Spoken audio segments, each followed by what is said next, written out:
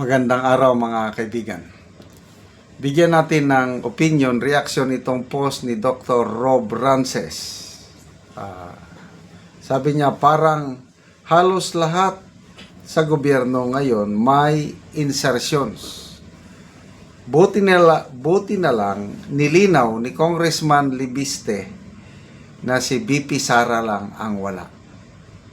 Isinare ni Doc Rob Rances itong Billionaire News Channel exclusive DPW leaks alleged list of senators na may mga insertion sa 2025 budget. So, ito yung leak ito leak. Hindi pa official na inilalabas ng DPWH yung listahan, yung file ni Jose Cabral. Yung file na yan, hawak na ni Congressman Libeste. Kaya lang, unti-unti niyang inilalabas. I don't know itong Billionaire News Channel, paano nila nalaman itong listahan nito. Mga senador na ito Tingnan natin. Ang nangunguna ay si dating senador na naging DepEd Secretary Angara. Saan ni Angara? Kasi bago siya naging DepEd Secretary, siya yung Finance Committee Chair sa Senado. Siyang top na chair, 105 projects. Singit. Escudero, siya ang Senate President noon, 34. Villanueva, 30. Amy Marcos, 28. Magkapatid na Cayetano, 14 each. Mark Villar and Grace po, 11 each. Projects ito And then Rafi Tulfo and Bong Revilla, 9 project each. Nilinaw ni Congressman Libiste na hindi lahat ng insertion ay masama. Okay? Klaruhin natin yan. Hindi lahat ng insertion ay masama.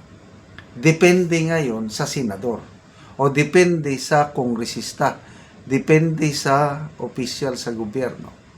Kasi posible na kung nagpasingit ka dahil gusto mo talagang matulungan ang isang lugar basta ginamit mo yung pundo, ipinatayo ng flood control o building o kalsada na magandang pagkagawa, ayos yan.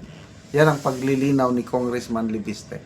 Kaya lang sabi niya, mas marami yung mga nag-i-insert na either ghost project ba or substandard ang resulta.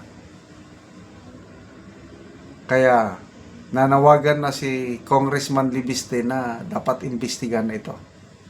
Sa Kamara, nanawagan na rin siya na magbitiw sa tungkulin si Congressman Tere Ridon bilang chairman ng Committee on Public Accounts ba yan? O Infra. So sana, pati yung ICI. Kasi sa ICI, na ipakita na ICI and Ombudsman na ipakita na ni Congressman Libiste ang listahan na yan. So, bakit tahimik? I don't know, baka ako lang ang hindi nakakalam.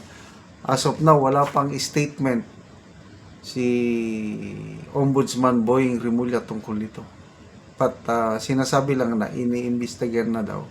Although, silent investigation ba? Grabe halos lahat meron. Kaya lang nakakatuwa. Lalo akong bumibilib sa ating BP Sara dahil siya lang ang walang insertion. May taga Malacanang pa daw O sinong taga Malacanang na may insertion? Kaya pasabog ito. Nakakatakot lang. Dahil sabi ni Congressman Libiste sa interview niya sa SMNI na delikado ang buhay ng tao na maglalabas sa listang ito. Kaya hindi pa niya nilalabas. Kaya hinahamon niya si Secretary Vince Dizon na ilabas. Oh, bakit tahimik si Secretary Vince Dizon ngayon? Nasaan na yung transparency nila? Mabuti na lang at pumayag si Secretary Vince Dizon. Binigyan niya ng utos si Yosek Cabral nung hindi pa nag-resign, hindi pa namatay, na ibigay kay Congressman Libeste ang file niya for the sake of transparency.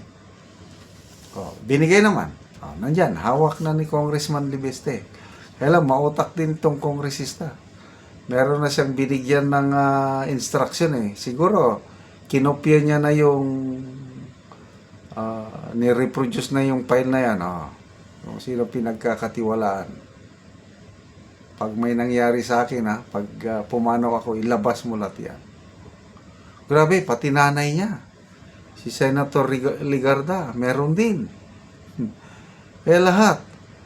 Baka na naman, hindi na naman aminin ni Senator Hontiveros na wala akong insersyon. Klaro. Ilan ba yung sinabi ni Katunying? 3.3 billion ba yun? Hindi naman lahat ng, ulitin natin, hindi naman lahat ng insertion masama. Pati si Senator Amy, umamin siya, meron siyang insertion. Ilang hindi lahat masama. Kasi, para bang kung may lugar na napapabayaan o may activity na pabayaan, pwede ba sa Senator? Pwede, lagyan natin ito. Yan, kapangyarihan nila yan. Ang masama lamang talaga yung mga insertion na sila-sila na lang. Ito na yung mga allocable siguro. Yung report ng PCIG na ang king o pork barrel kings, yung allocables galing sa DPWH ay walang iba kundi si Congressman Sandro Marcos and Congressman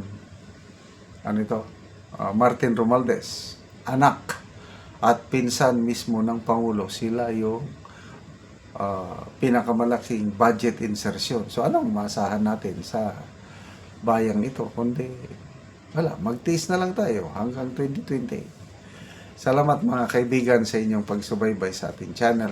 Nakakatulong kayo ng malaki sa tribong Talandig ng Bukidnon dahil ang income natin sa channel na ito ay pantulong sa tribo. Namimigay tayo ng mga livelihood assistance, saka libreng yero at pako para makapagpatayo sila ng mas maayos na tirahan. Panoorin yung video na ito. Gaabono mi sa kape ni Dato Landang. So muna niyang itsura sa iyang kape nga unom ka bulan.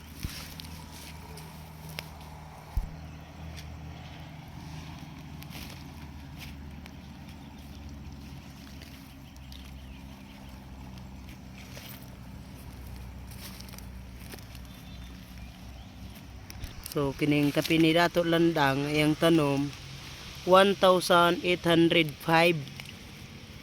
Dagan-dagan yun.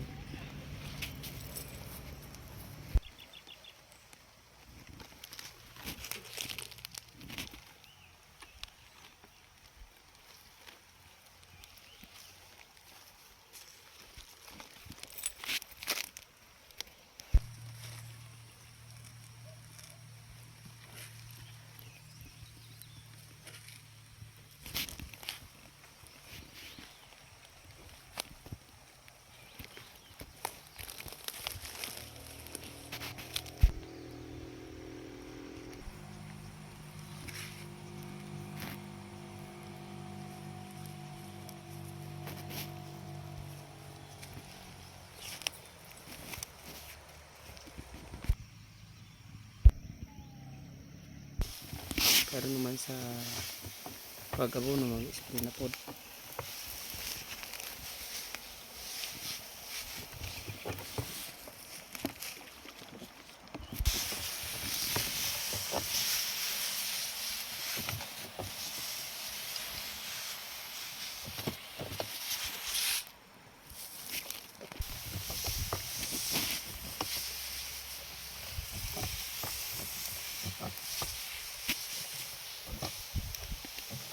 Karon salamat kaayo sa Ginoo ug sa nagsuporta aning pagpananom namo og kape. Hinaot nga magpadayon ang inyong tabang kay ang among kape maayo na ang tubo.